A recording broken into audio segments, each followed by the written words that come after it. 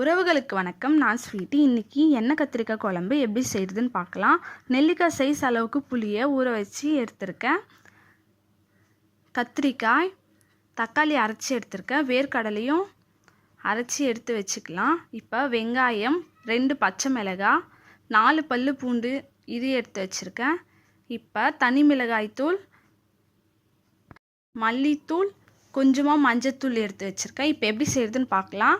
First கடாயில் தேவையான அளவு எண்ணெய் ஊற்றி கத்திரிக்காவை நல்லா ஃப்ரை பண்ணி எடுத்துக்கலாம். இப்போ அதே எண்ணெயில் கடுகு, வெங்காயம் போட்டு நல்லா ஃப்ரை பண்ணிக்கலாம். இப்போ பச்சை மிளகாய், கருவேப்பிலை, பூண்டு போட்டு இதையும் நல்லா ஃப்ரை பண்ணி எடுத்துட்டு அரைச்சி வச்சுருந்த தக்காளியும் இதில் சேர்த்து மிக்ஸ் பண்ணிக்கலாம்.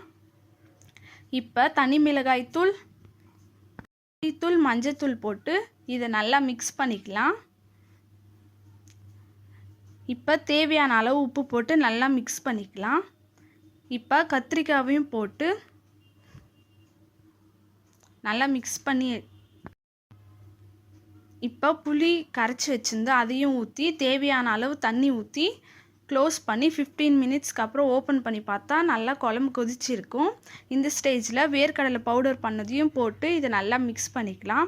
அவ்வளோதான், எங்களோட ஸ்டைலில் எண்ணெய் கத்திரிக்காய் குழம்பு ரெடி. நல்லதை செய், நல்லதை நினை, நல்லதே நடக்கும். தேங்க்யூ.